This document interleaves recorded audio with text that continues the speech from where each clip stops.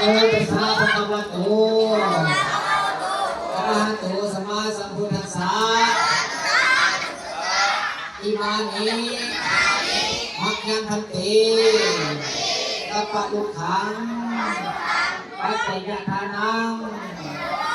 ภิกขุสังฆัสสะโอโนสยามะสาธุโนพันติภิกขุสังโฆอิมานิ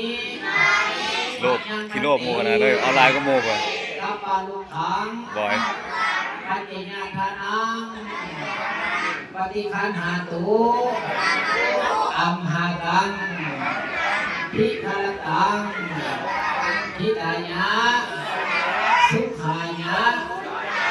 ข้าแต่พระสงฆ์เจ้าผู้เจริญพวกข้าพเจ้าทั้งหลายขอน้อมถวายเชิญต้นกระปะพฤกษ์ต้นทางปัจจัยเสยทานทั้งหลายเหล่านี้ทั้งหลายให้แก่พระภิกษุสงฆ์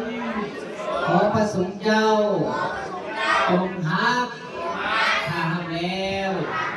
ให้เป็นผลประโยชน์และความสุขความเจริญความหุ่งเฮืองแก่พวกข้าพเจ้าทั้งหลายอีกประการหนึ่งพวกข้าพเจ้าทั้งหลายขออุทิศกุศลผลบุญที่ได้กระท